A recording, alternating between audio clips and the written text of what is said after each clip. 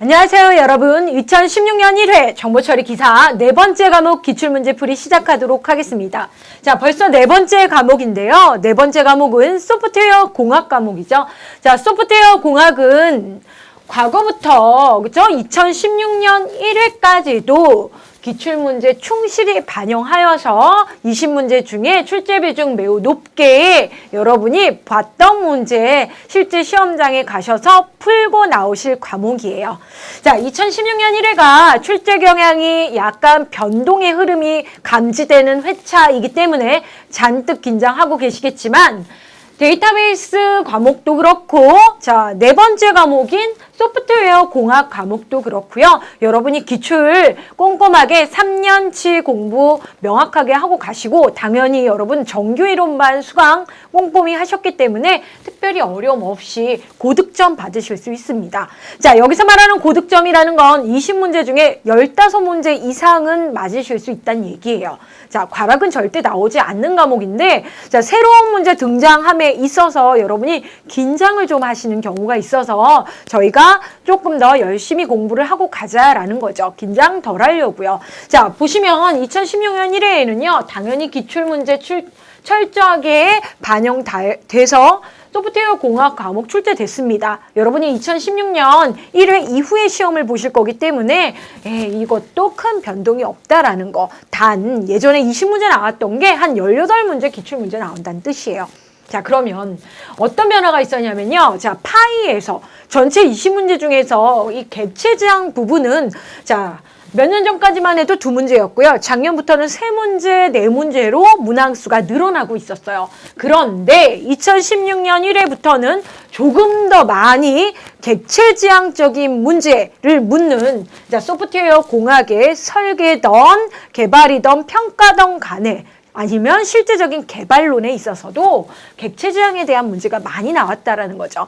자, 그러면 객체지향에 대한 얘기가 많이 나왔다라는 건 뭐냐면 이 소프트웨어 공학은 옛날부터 발전이 더딘 개발 방법론 학문이에요. 그죠? 개발을 어떻게 해서 잘할까? 근데 이 학문이 드디어 2010년대에 들어서도 본격적으로 객체지향 개발 방법론 및 이게 실무에서 적용되는 플랫폼 및 표준이 여러 가지가 자리를 잡게 됐어요. 그래서 이번 그러니까 출제 과목이 변경되는 것도 아니고 출제의 범위도 변경되는 건 아니지만 그래도 3년 단위의 기출 범위가 변경되는 이 찰나에 약간 새로운 문제들이 좀 이렇게 등장하고 있다는 거죠. 이걸 신경향 문제라고 얘기를 했는데 실무 기반으로 해서 실제 이루어지고 있는 개발 방법론 얘기를 해보자.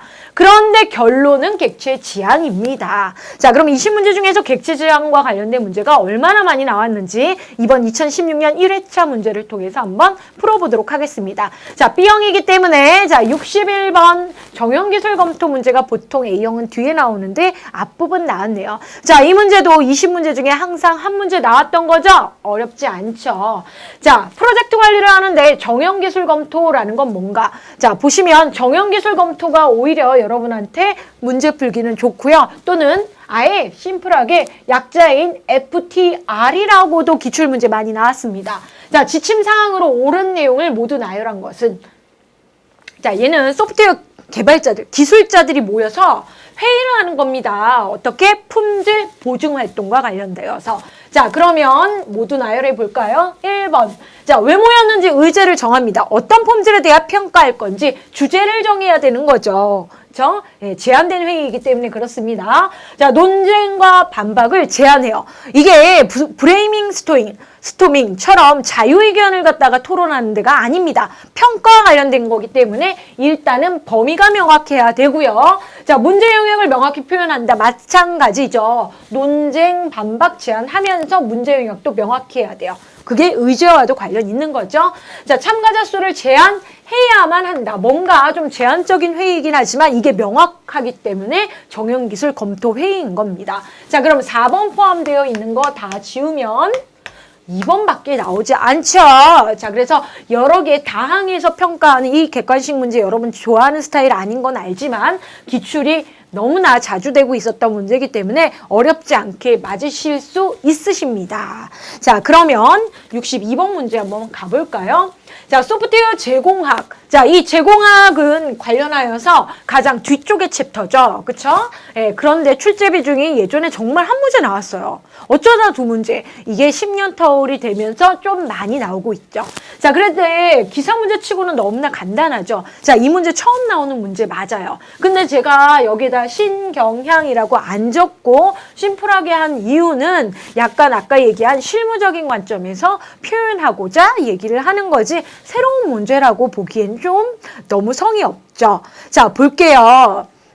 보시면 알겠지만 소프트웨어 재사용에서 가장 많이 사용되는 것은 자, 소프트웨어 우리가 프로그램 개발한다라는 건 소프트웨어의 프로젝트 진행 과정의 결과물을 얘기를 하는 건데 자, 요즘은 소프트웨어가 대용량 되면서 조금 더 쉽게 개발할 수 있는 이유는 라이브러리라는 게 풍부하다. 즉, 이 소프트웨어도 데이터베이스화 되어 있다는 얘기를 하는 거예요. 그러면 기존에 잘 개발되어 있으니까 그 코드를 다시 사용할 수 있다라는 겁니다. 제가 지금 코드라고 얘기를 했죠.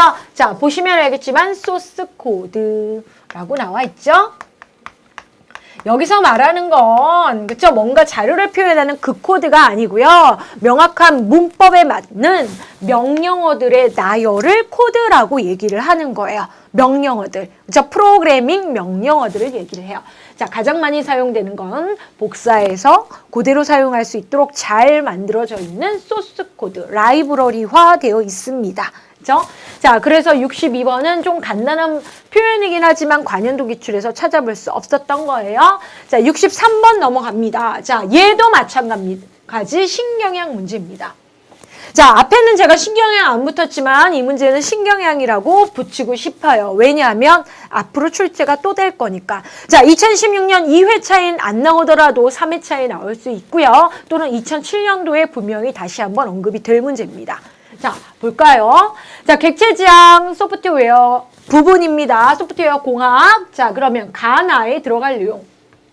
그죠? 네, 명확해야 되겠죠? 자, 그러면 이게 왜 신경향이냐면 자, 부치라는 학자는 여러분이 들어보셨어요. 근데 이 학자에 대한 뭐뭐라고 했다라는 이런 설명서를 문장 내를 보는 건 전공이 아닌 또는 전공 학생이더라도 뭐 명확하게 뭐뭐 해라라는 이 표현 자체를 보는 건 처음이실 수 있어요. 하지만 여기에 제가 지금 노란색으로 하이라이트한 부분만 보시면 이 학자의 이름이 중요한 것도 아니고요. 그죠?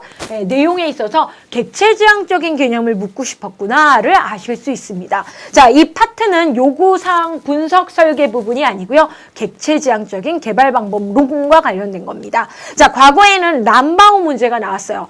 람바우 또는 럼바우의 객체지향적인 얘기가 많이 나왔어요. 그런데 특징은 2016년 1회는 럼바우 학자 말고 다른 객체지향과 관련된 얘기를 한 학자들 얘기는 무엇일까라고 살펴보다가 이제 돌아가면서 부치 얘기가 나온 거예요. 자, 정보처리 기사는 연도와 학자 이름은 큰 의미를 가지고 있지 않습니다. 그러니까 틀린 것은 또는 그 학자 이름을 묻거나 연도수를 묻지는 않아요. 그죠? 중요한 건 개념이죠. 자, 볼게요. 요구사항 분석하는 과정에서 이거 어떻게 분석하느냐, 즉 어떤 관점으로 분석하느냐입니다. 자, 당연히 객체지향이겠죠. 자, 절차지향. 어떠한 절차, 순서가 정해져 있다. 순서라는 건 차례대로가 아닐 수 있어요. 그렇죠? 절차. 자, 약속된 과정이에요. 프로그램을 개발을 하려면 기억의 밑줄을 그으면서 요구사항을 분석하면 이런 개발을 할 수 있고, 관점에서 객체지향, 오브젝트 오리엔티드 프로그래밍으로 개발하고 싶다면 뭐뭐의 밑줄을 그어가면서 요구사항 분석을 하여라 라는 거죠. 자, 그러면 절차라는 거는 어떠한 일을 처리하는 거예요. 처리, 프로세스, 과정. 그쵸? 예, 처리의 관점으로 내가 요구사항을 분석해서 처리를 효율적으로 하겠다. 이거는 뭐냐면요. 동사라는 겁니다. 동사. 움직이는 거죠. 처리. 그쵸? 제가 지금 처리라 그랬죠? 예, 그렇기 때문에 지문에, 요구사항의 명령 지문에 동사, 그쵸? 더해라. 예를 들어서 더해라, 빼라, 곱해라, 나눠라, 입력받아라. 이걸 얘기하는 거죠. 그쵸? 자, 그러면 객체 지향이라는 건 데이터, 즉 데이터를 모듈화하면서 처리하는 거예요. 자, 뭐의 밑줄을 그어라에서 보시면 이 처리는 명사라는 거죠. 그쵸?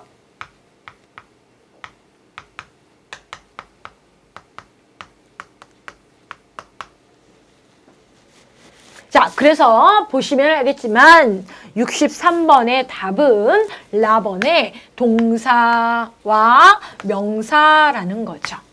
그죠? 예. 자, 여기서 말하는 객체지향에서도 동사가 있죠. 그런데 그 동사는 명사, 즉 데이터를 움직이는 메소드. 그냥 동사가 아니고, 그렇죠? 데이터 처리 중심의 동작, 메소드를 얘기를 하는 겁니다. 자, 그러면 64번으로 넘어갈까요? 자, 64번 문제 볼게요. 자, 여기도 마찬가지로 객체지향적인 얘기를 하고 있습니다. 객체지향 잔치 났습니다. 2016년 1회. 왜냐면 내년에 시험이 2007년도에 출제 범위를 객체지향 쪽으로 옮기는 과정에서 신규 문제 유입을 2016년부터 꾸준히 할 거예요.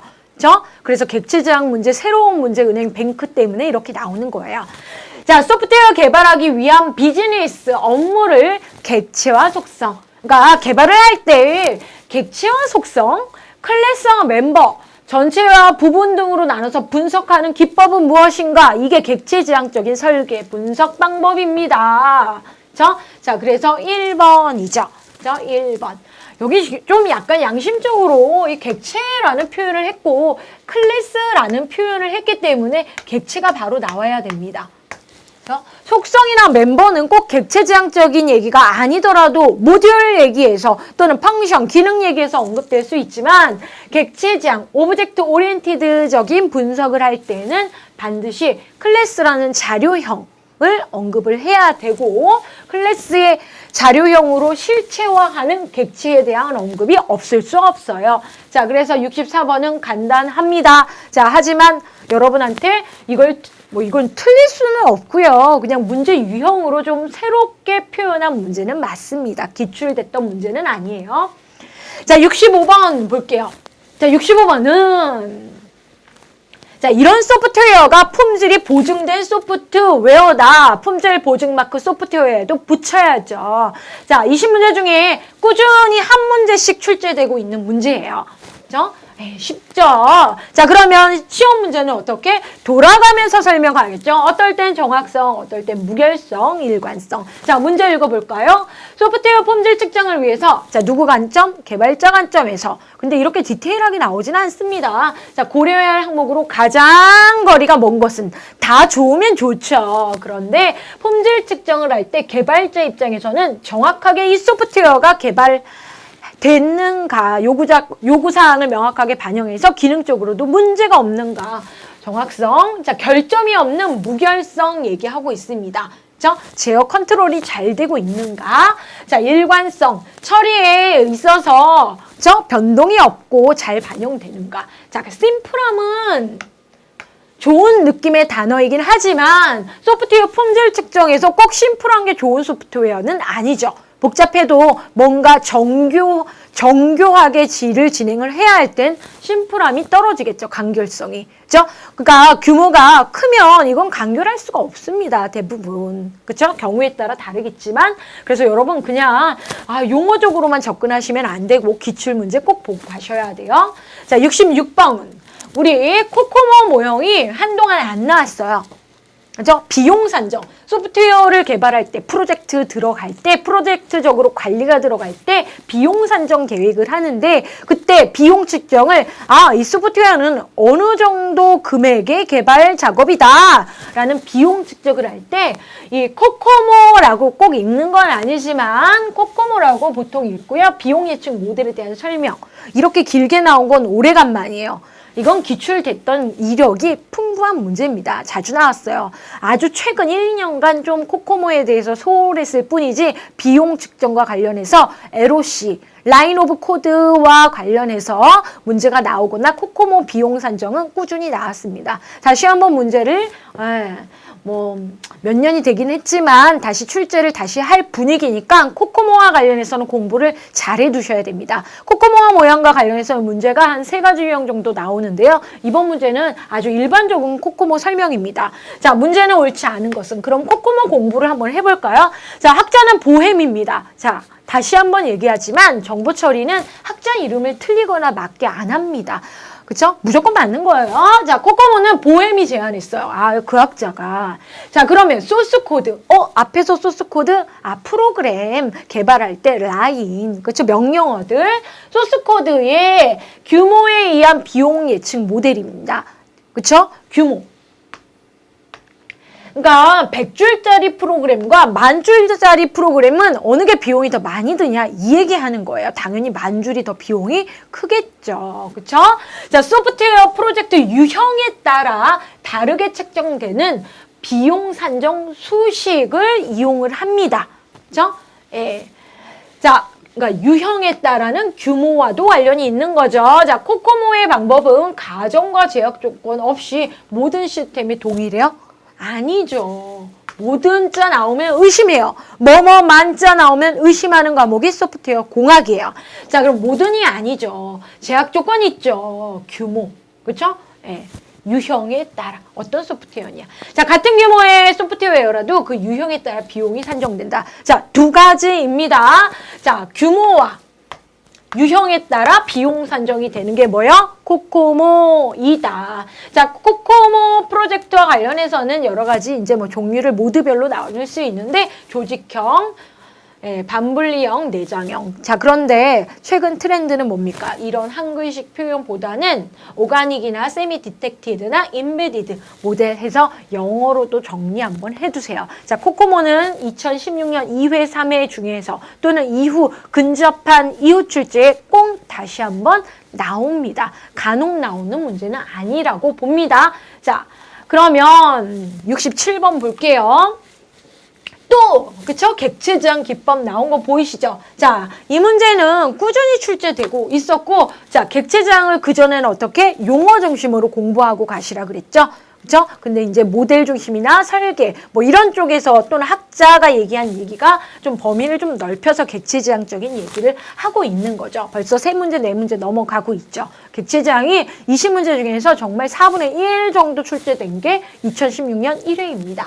자, 한번 읽어볼게요. 메시지에 의해서. 자, 메시지란 용어도 여러분 알고 계셔야 되고요. 자, 객체도 알고 가셔야 되죠. 자, 객체 제한 기법이니까 당연히 객체 중심이 되겠죠. 오브젝트, 연산을 수행하게 될 때, 여기서 말하는 연산, 처리는 메소드를 얘기를 하죠. 하나의 메시지에 대해서 자, 일을 시켜요. 더해라 라고 했는데 각 객체가 가지고 있는 고유한 방법으로 응답할 수 있는 능력을 무엇이라고 하는가. 자, 저는 답 항목이 중심으로만 이번에는 설명드릴게요. 자, 답항 1번, 2번, 3번, 4번. 자, 관련도 같으면 한글로도 표현할 수 있는데 2016년 1회 기출은 명확하게 영어로 표기된 보기항을 구성했다라는 겁니다. 그죠? 인캡슐레이션, 캡슐화. 한글로 관련도 기출 보시면 많이 표현되어 있어요. 애스트랙트, 추상화. 애스트랙션, 추상화. 인헤리턴스, 상속. 자, 모두 다 객체 제한과 관련되어 있는 용어죠. 폴리모피즘이라고 해서 다형성을 얘기를 합니다. 기본적으로 알고 계셔야 되죠. 자, 객체에 대한 설명을 하는 건 이 문제에서 너무 시간이 걸리니 관연도 기출 보시면 차례로 객체 제한 용어를 보실 수 있고요. 자, 이 문제에 대해서만 해석을 해드리면 자, 객체가 여러 가지가 있어요. 객체가 여러 가지가 있어요. 객체 B, 객체 C가 있어요. 그렇죠? 네. 객체, 클래스를 기반해서 실체화 해놓은 거죠. 그렇죠? 자, 이 객체 A는 내부에 저 내부의 속성을, 데이터를 3과 5를 가지고 있었어요. 객체 B는 1.1과 2.2라는 수를 가지고 있었고 객체 C는 A와 B를 가지고 있었네요. 자, 저는 설명을 해드리는 거고 이런 문제가 가정에서 여러분한테 기출은 되지 않습니다. 근데 이 문장 자체가 이해가 잘 안 되니. 자, 근데 객체 A와 B와 C는 자, 색깔이 유사하죠. 클래스가 동일한 클래스인 거예요. 그렇죠? 얘네는 클래스 애드로부터 파생된 객체예요. 그렇죠? 인스턴스화된 객체예요. 자, 그래서 기능이 얘가 동일한 기능을 가지고 있어요. 무슨 기능을 가지고 있는지 봤더니 덧셈 기능을 가지고 있었어요. 애드. 그죠? 얘를 메소드라고 얘기를 합니다. 여기서 말하는 연산, 정확한 용어로 메소드.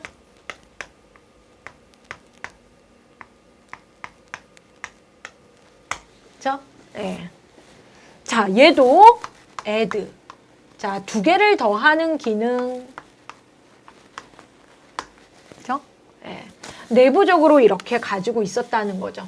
객체 A가 가지고 있고, 객체 B도 이런 식으로 가지고 있고. 자, 그런데 객체의 외부에서 항상 메시지가 전달돼서 옵니다. 일을 시킨다는 거죠. 호출이에요, 정확하게.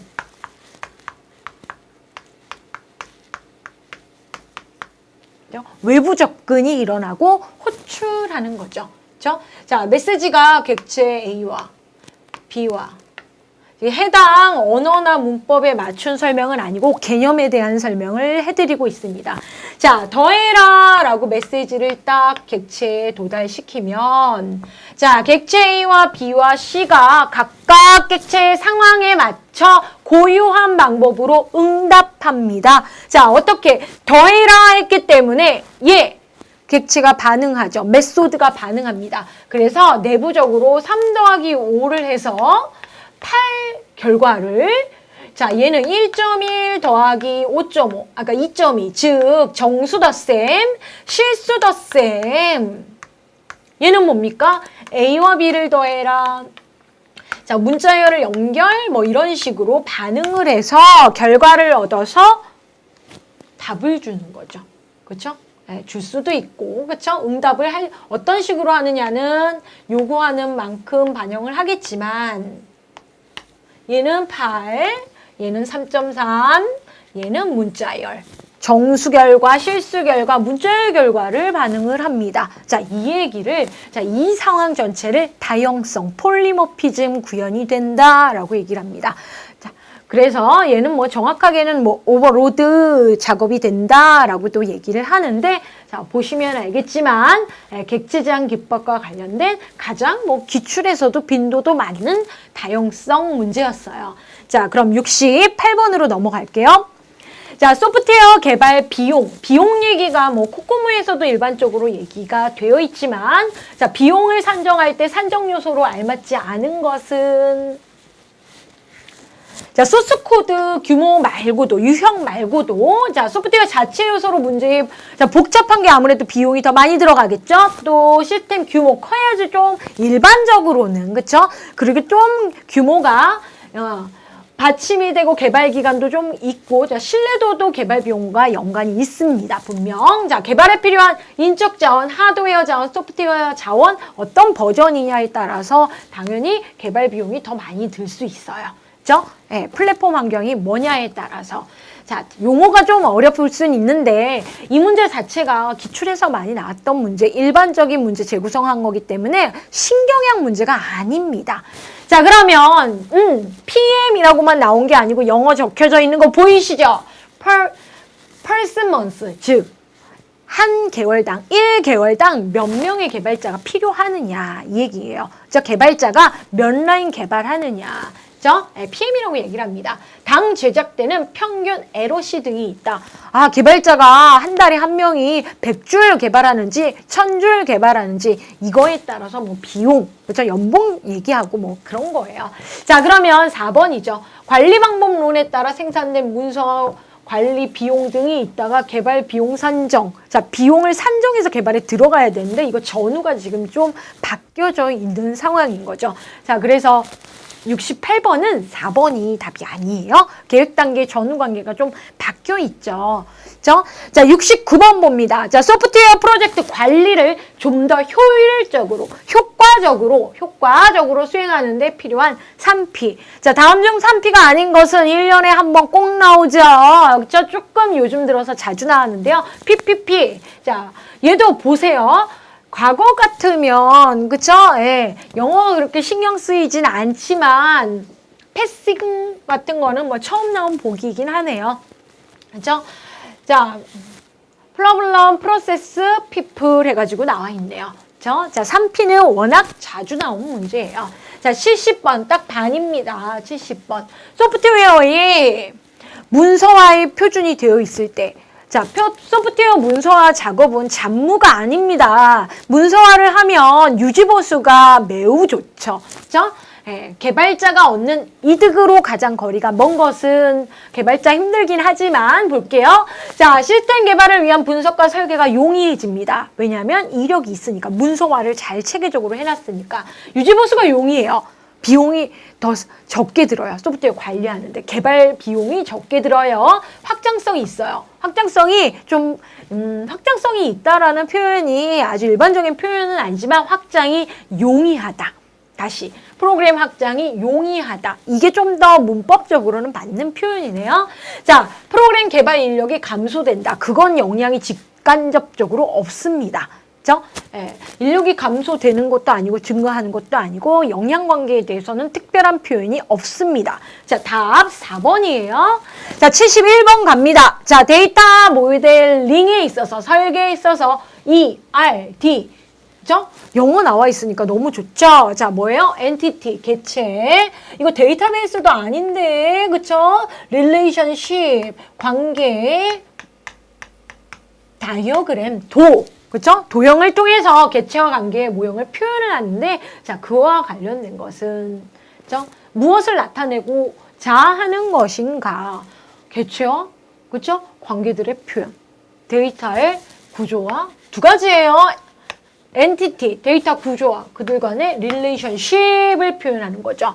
이거 영어 단어 문제죠. 이거 기출이 없었습니다. 이번에 등장했지만 이 문제 표현이 어려운가요? 아니죠. 새로운 분야 문제인가요? 아니죠. 여러분 알고 있고 공부해 왔던 부분입니다. 자, 그러면 객체 지향 또 나왔습니다. 자, 이 문제. 자, 만약에 자, 2016년 1회에 여러분이 시험을 보셨는데 안타깝게 틀린 문제라고 해봅시다. 그러면 20문제 중에 어떤 문제일까요? 라고 하면 이 문제예요. 자, 소프트웨어 공학 20문제 중에 틀릴 문제가 한 문제 있었지 2016년 1회에 어렵지 않았습니다. 자, 그 한 문제가 얘예요. 자, 이 62번 아이 문제는요. 실무와도 관련이 있어요. 그쵸? 예. 실무와도 관련이 있고 확실히 신경향입니다. 자, 이 문제가 등장하면서 예측할 수 있는 문제가 한 문제가 나와요. 자, 볼게요. 영어 단어나 어떠한 기구 이름 나오면 여러분 자신이 없는데 의외로 새로운 용어나 새로운 단체 이름이 나왔을 때 우리 시험 정보 처리에서는 이렇게 명확하게 풀 스펠링 여러분한테 알려드려요. 자, 이게 어떤 분야 문제라고요? 객체. 자, 그러면 O 나오면 뭐예요? 오브젝트. 그쵸? 자, 영어 단어 중에 여러분 처음 보시는 영어 단어 없습니다. 그리고 설명도 되어 있습니다. 얘는 틀릴 수밖에 없었던 문제예요. 공부를 하고 가나 안 하고 가나 똑같이 틀릴 거면 이런 문제 때문에 속상해하지 마세요. 자, O, 오브젝트, M 뭐예요? 느낌 오죠? 관리, M, 매니지먼트, 자, A, 아키텍처. 그죠? 아, 객체를 관리하는 구조가 있구나. 구조 레퍼런스, 모형이 있구나. 참조 모형. 그죠? 모델은, 그죠? 모델은 여러 가지예요. 자, OMG, 오브젝트죠. M 뭐예요? 매니지먼트. 자, 아는 영어 단어, 반복되는 영어 단어는 큰 의미가 없어요. 자, G 그룹이죠. 어떠한 협회나 비영리단체 조직을 얘기를 할 땐 그룹이란 표현을 합니다. 회사가 아니니까, 컴퍼니가 아니니까. 자, 그러면 뒤에 활동 방향과 목적에 부합하는 모델이다. 이거에 대한 설명이에요. 그렇죠? 이런 단체에서 이런 모형을 갖다가 좋다라고 해서 자, 권장하고 있구나. 이 얘기입니다. 자, 이거 중요한 게 아니에요. 자, 한국 사람은 뒷말 다음 중 OME 레퍼런스 모델의 구성 요소가 아닌 것은. 그렇죠? 예. 얘는 모르면 틀릴 수밖에 없는 찍는 문제예요. 자, OME 레퍼런스 모델은 딱 5가지가 있어요. 그렇죠? 자, 그러면 먼저 이 단체가 왜 나온 단체인지 먼저 잠깐 설명을 드릴까요? 객체 때문에 나온 거죠. 객체 지향 방법과 관련해서 특히나 분산 객체와 관련해서 이 객체 지향 쪽으로 소프트웨어를 개발할 때, 그러니까 소프트웨어를 개발할 때 객체 지향 쪽으로 개발을 해라. 개발 방법을 써라. 라고 권장하던 단체예요. 이 단체가. 더 정확하게 분산 객체 기반의 표준 기술을 권장하는 단체예요. 자, 그 단체에서 모델을 여러 가지를 얘기를 합니다. 코바라는 그러니까 코바라는 아키텍처를 대표적으로 표현을 하고 권장을 하는데 이 코바 아키텍처 기본으로 관련하여서 뭐 UML이나 또는 뭐 MDA 같은 뭐 이런 기술 표준을 레퍼런스를 제공하는데 그 중에 또 하나가 OMA라는 거예요. OMA. 그렇죠? 네. 자, OMA와 같은 경우는 5개의 레퍼런스 모델이 있는데 자, 여기 뭐 중간에 나와 있는 것도 있고 아닌 것도 있습니다. 자, 첫 번째는 객체 요구 매개자 해서 ORB가 있고요. 그 다음에 객체 서비스, 네. 그 다음에 공통 기능. 뭐 여기에서는 지금 코맨드라고 나와 있는 조 부분을 공통 기능이라고 한글로 표현을 하고는 있는데요. 자, 그 다음에 도메인 인터페이스 여기 있네요. 4번에. 그 다음에 응용 객체. 응용 객체라고 나와 있는데 여기는 응용 인터페이스라고 표현되어 있네요. 그렇죠? 자, 그래서 5개인데 그 중에 유저 인터페이스. 3번이 아니에요. 자, 그럼 이 문제에 대해서 불만이 있으신 분들 있었어요. 왜냐하면 실무자이시거나 전공이셔서 이 부분을 공부를 좀 깊이 있게 알고 계신 분들은 이거 좀 애매모호한 문제네 라고 하실 수 있어요. 왜냐? 유저 인터페이스는 이 공통 기능의 내부 기능 중에 하나예요. 그렇죠? 그러니까 다시 얘기하면 OMA와 이 1, 2, 3, 4가 다 관련이 있는 거라는 거죠. 그렇죠? 그런데 여러분, 자, 이 평가 방법에 이거 시험이잖아요. 객관식 문제 출제와 관련해서 부류가 있어요. 얘는 대분류에서 지금 문제를 낸 거고요. 만약에 억울하신 분은 이거는 세세 분류 속에, 즉 이 속에 있는 것 중에 하나의 요소이기 때문에 이런 식의 대분류, 크게 봤을 때의 문제를 기준을 잡았을 때는 3번이라고 문제를 푸는 것도 객관식 문제를 푸는 방법이라고 알고 계시면 돼요. 자, 이런 애매모호한 문제, 72번 문제가 다시 나온다면 정정돼서 나오겠죠. 그렇죠? 하지만 그 정보 처리라는 그 제한된 문제 은행에서 반복 출제가 된다면 충분히 이 식으로 이 문제 그대로 해서도 출제될 수 있습니다. 약간 안타까우신 분들도 계시겠지만 그렇죠? 이 문제의 의도는 객체 지향적인 실무적인 문제를 언급하는 신경향 문제였다가 이 문제의 풀이에 줍니다. 제가 얘기하는. 자, 그러면 여러분 다음번 문제에 이 문제가 2016년 2회차에 나오지는 않겠지만 만약에 이러한 유의 신경향 실무 문제가 나온다라고 하면 굳이 얘기를 하자면 UML과 같은 문제가 나오겠죠. 통합 모델링 언어.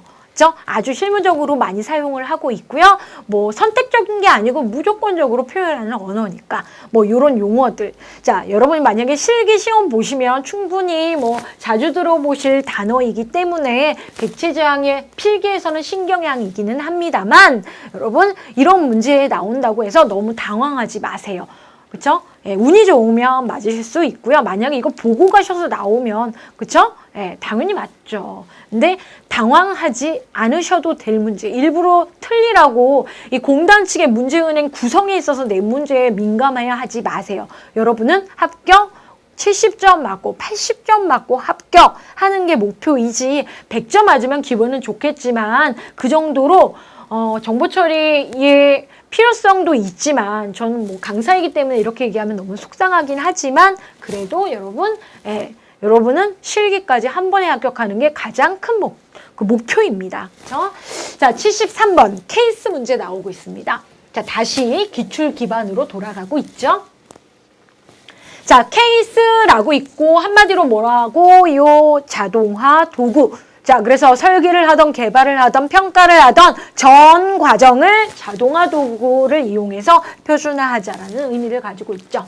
자, 소프트웨어 모듈을 재사용할 수 있는 게 향상이 됩니다. 그죠? 개발의 표준화가 되기 때문에 자동화된 기법을 통해서 소프트웨어 품질이 향상된다. 라는 거죠. 소프트웨어 사용자들이 소프트웨어 사용 방법을, 자, 사용 방법이 아니에요. 개발 방법을 얘기를 하는 거죠. 그렇죠? 개발자 입장이지 사용자 입장이 아닙니다. 자, 자동화 패키지는 맞지만, 그렇죠? 자동화 패키지는 맞지만 개발 단계에서의 자동화입니다. 자, 유지보수 간편하게 수행할 수 있는 장점, 그래서 비용을 절약할 수 있습니다. 자, 74번 또 객체네요. 자, 인캡슐레이션 안 나올 수가 없죠. 자, 캡슐레이션, 감싸죠. 캡슐로 뭐를? 관련 있는 데이터와 관련 있는 연산, 메소드를. 그죠? 예. 자, 그래서 다시 얘기를 굳이 하자면 객체, 오브젝트는 자, 의미적으로는 이겁니다. 왜 그렇게 감싸지? 관련 있는 작업을 하니까. 자, 관련 있는 데이터, 자료. 우리는 속성이라고 많이들 표현을 해요. 명사적인 의미가 가지고 있죠? 예, 멤버 변수예요, 변수. 그죠? 예, 변수라고 얘기를 합니다, 보통.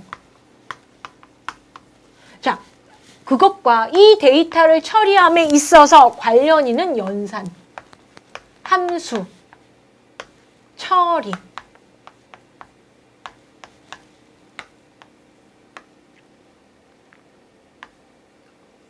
자, 얘를 메소드라고 부르죠. 앞에서. 자, 관련 있는 것들은 어떻게? 캡슐화 이렇게 묶습니다. 그렇죠? 네, 이걸 캡슐화라고 얘기를 해요.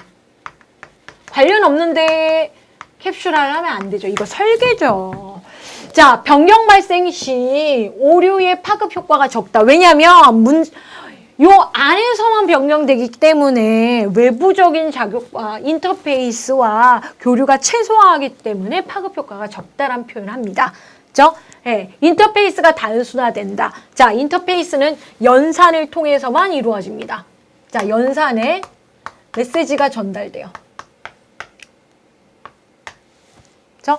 일로 직접 전달되지 않고요. 연산이 들어와서 데이터를 건드립니다. 이걸 정보 은닉, 정보 보호라고 얘기합니다. 그죠? 외부에서 데이터를 막 건드리면 안 되기 때문에 인터페이스를 메소드에만 두고 있는 거예요. 외부에서 들어오는 이걸 인터페이스라고 얘기를 하는 거죠. 외부 접근. 그렇죠? 네. 단순화되고요. 소프트웨어 재이용이 높아집니다. 그렇죠? 예, 객체가 또 다른 객체, 더 정확하게는 클래스죠. 그렇죠? 우리는 객체라고 하지만 이 클래스는 관련 있는 데이터와 연산의 묶음입니다. 자, 상위 클래스의 모든 속성과 연산을 하위 클래스가 자, 주는 게 아니고 받는 겁니다. 이걸 뭐라고 하냐면요. inheritance, 상속입니다. 그렇죠? 예, 상속. 그죠? 위에서 내려주는 게 아니고 다시 반대로 밑에서 위 걸 받는 거, 파급 효과. 이거를 inheritance라고 합니다. 자, 그래서 캡슐화에 대한 설명 4번이 명확하게 틀렸네요. 자, 그래서 캡슐화와 관련된 이런 표현이 좀 낯설기르실 수도 있지만 분명히 직간접적으로 기출에서 언급됐던 문제 정리하세요. 자, 지금 캡슐화 문제가 너무나 지나치게 많이 나왔던 2016년 1회차 보고 계십니다. 자, 75번입니다. 자, 항상 나왔던 문제예요. 꾸준히 반복 출제 최근 들어서 되고 있는데요. 자, 소프트웨어 제공학 쪽에서 문제가 자, 제공학 활동 중 다음 중 무엇입니까? 자, 지난 회차는 이식 문제가 나왔는데요. 자, 그리고 그 전에는 재구성이 나왔습니다. 자, 소프트웨어 제공학 활동 중 공학인데 리엔지니어링이에요. 자, 그러면 볼게요. 리엔지니어링 중 기존의 소프트웨어 명세를 확인하고 문서화된 걸 잘 보고 소프트웨어 동작을 이해하고 제공학 대상을 선정하는 걸 무엇이라고 하느냐. 잘 기존 걸 확인한다. 그리고 뽑아낸다 작업까지를 분석이라고 얘기를 합니다. 그죠? 네. 자, 그래서 소프트웨어 제공학과 관련해서는 1, 2, 3, 4번 돌아가면서 답항으로 출제가 한 문제 꼭 되고 있습니다. 자, 76번 볼게요. 자, 소프트웨어 품질 목표입니다. 자, 밑에 영어로 보기 나와 있는 거 보이시죠? 뭐 영어가 중요한 건 아니지만 영어의 뭐 난이도도 높은 것도 아니고 다 공부하셨던 내용이죠. 하나 이상의 하드웨어 환경에서 운용되기 위해서, 자, 여기의 핵심은 제가 색깔은 아는데 하나 이상. 오직 하나에서가 아니고 이 환경에서 저 환경으로 여러 환경에서입니다. 자, 하드웨어가 이것저것에서예요. 그렇죠? 여러 개의, 하나 이상이란 표현이 좀 웃기죠. 여러 개의, 그렇죠? 다양한 하드웨어 환경에서. 국어 선생님은 아닌데 이게 조금 여러분한테 명확하게 와닿죠? 운영되기 위해 쉽게 수정, 그렇죠? 될 수 있는 것을 무엇이라고 얘기하는가? 포터빌리티 해서, 자, 굳이 번역을 하자면 이식성이라고 얘기를 하죠. 이 하드웨어 환경과 저 하드웨어 환경에서 약간의 수정을 하면 적용되는 거. 그죠? 자, 그러면 77번 넘어갑니다. 자, 항상 나오는 한 가지 문제, 소프트웨어 공학 앞부분 챕터죠. 자, 이 과목이, 그쵸? 이 소프트웨어 공학 과목이 생겨난 원인은, 그쵸? 예, 소프트웨어 위기 현상 때문이죠. 감사할 일이죠. 소프트웨어 위기는 왜 발생했냐고요? 가장 근본적인 건 뭐예요? 하드웨어 속도와 소프트웨어 속도 사이의 갭 때문에 그렇다. 차이.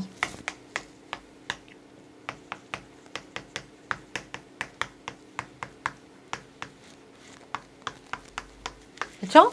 자, 하드웨어 빨리 개발되는데 소프트웨어가 그 속도를 쫓아가지 못했어요.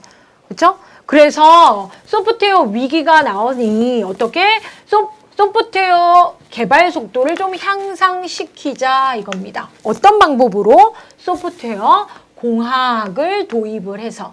자, 소프트웨어 공학의 현재는 어디입니까? 객체지향 소프트웨어 공학 개발 방법론입니다. 그렇죠? 자, 그러면 소프트웨어 개발 요구의 다양화 때문에 위기가 발생했다. 이거 개발해주세요. 저거 개발해주세요. 자, 소프트웨어 규모 증대와 복잡도에 따른 개발 비용이 돈이 너무 많이 들어요. 그래서 개발됐죠. 쌌으면 속도가 이렇게까지 나지 않았겠죠? 자, 작업 일정과 비용 일정 추정치가 불가능하다. 계획이 잘 안 선다예요. 새로운 소프트웨어 오류율이 고객 불만 신뢰 결여를 유발했다. 아유, 소프트웨어가 퍼펙트한 게 없기 때문에 유지보수를 계속 하는 거예요. 그래서 그 표현을 4번으로 하고 있습니다. 자, 4번의 표현은 처음 나오는 표현이긴 한데 소프트웨어 위기는 무조건 한 문제 계속 출제가 되고 있죠. 그렇죠? 예. 자, 그럼 78번 갑니다. 자, 시스템의 기능을 여러 개의 고유 모듈로 분할하여 이들 간의 인터페이스 계층 구도로 표현한 도형 및 도면을 무엇이라고 하는가? 아주 오래간만에 나오는 문제예요. 그렇죠?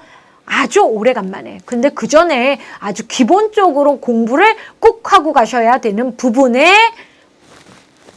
범위였습니다. 자, 분석할 때 하이포 차트라고 얘기합니다. 자, 도형이나 도면, 차트, 다이어그램 중에 하나겠죠. 그런데 이제 여기에서 모듈이 여러 개다. 모듈로 분할하고 모듈을 중요한 건 계층. 하이얼러지컬하게 상하 관계로 표현을 한다라는 거죠. 그러면서 상위의 입출력과 하위의 입출력의 관계를 표현을 하고 있는 거죠. 자, 그러면 보시면 알겠지만 계층 H 보이시죠? 자, 그러면 인풋에 I, O, 아웃풋에 O 해서 계층적인 인풋, 프로세스, 아웃풋. 아, 입력이 처리돼서 출력이 되는 거 너무나 당연한데 모듈 단위로 계층화하였다라는 거죠. 자, 그래서 하이포의 종류는 가시적 도표, 총체적 도표, 세부적 도표까지도 여러분이 좀 알고 계시면 될 것 같습니다. 자, 79번입니다. 소프트웨어 개발에서 요구사항 분석과 거리가 먼 것은, 지금 요구사항과 관련해서 설계의 가장 초기 단계와 관련된 문제가 이번 회차에 많이 나왔어요. 그죠? 네. 거리가 먼 것은, 자, 비용 일정에 대한 제약 설정하고 타당성, 이거 왜 개발해야 돼? 이 얘기를 하는 거예요. 그죠? 뭘 원하고 이거 개발을 왜 해야 돼? 라는 분석을 얘기를 하는 거죠. 요구사항 정의 문서화. 자, 그럼 요구사항 분석하고 하는 게 뭡니까? 설계. 계략적 설계, 상세 설계 들어가죠. 자, 그래서 4번은 설계 명세서는 지금 설계 단계에서의 얘기지. 이 요구사항 분석 단계의 3가지 다음에 일어나는 일이죠. 그래서 4번이 틀렸다라는 거죠. 자, 여러분 마지막 문제입니다. 힘내시고. 아유, 마지막 문제는 한숨 돌렸던 문제입니다. 그죠? 시험장에서 나오시는 2016년 1회차 수험생들이 저거 뭐예요? 라고 했던 문제예요. 근데 공단이 다행히도, 그쵸? 예, 여러분의 의견을 반영하여서 마지막에 이 문제 좀 잘못됐어요. 애매모호합니다. 라고 해서 2개의 답을 정답 처리했어요. 자, 그러면 뭡니까? 이 문제 다시 출제될까요? 출제 다시 안 됩니다. 또는 출제를 한 번 더 정확하게 할 거예요. 2016년 2회차나 3회차에 답이 나선형과 프로토타입이 따로따로 나올 거예요. 자, 왜? 명확하게 정정해야 되니까. 자, 이 문제는 문제은행에서 빠질 거예요. 왜냐하면 모두 답 처리는 안 했고요. 2번과 4번만 답 처리했어요. 꼭 알고 계시고요. 아, 마지막 문제가 좀 애매모호해서 좀 명확한 강의가 아닌 것 같다는 느낌이긴 하지만, 자, 이게 개발 방법론과 관련해서 얘기하는 거죠. 자, 뭐 보기 영어로 되어 있죠. 폭포수 모형이죠. 굳이 한번 살펴볼까요? 산업계사에서는 폭포수 모형이 나왔어요. 2회차에. 자, 폭포수 가장 고전적인 모형이고 단계적으로 수행하는 거죠. 여러분 개발하세요 하면 요구조건 분석하고 설계하고 개발하고 평가하고 유지보수하죠. 그거죠. 그죠? 각 단계 띄임 없고 위에서부터 밑으로 차례대로 전통적 모형이죠.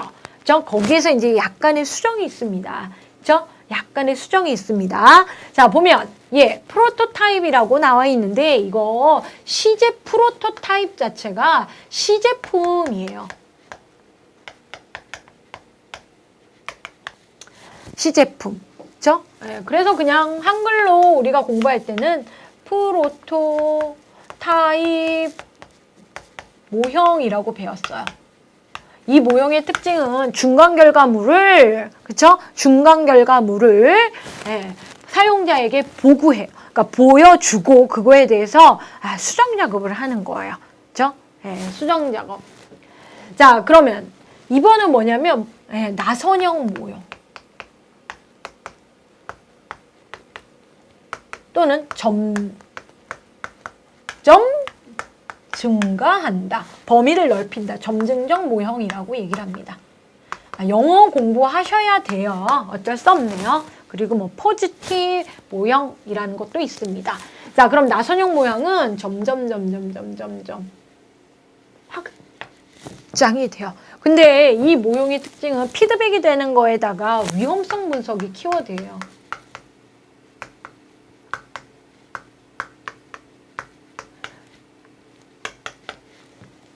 위험성 분석을 하기 때문에, 그쵸? 네, 다시 수정 작업을 안 한 게 있는데 이 문제가 애매모호했다라는 거죠.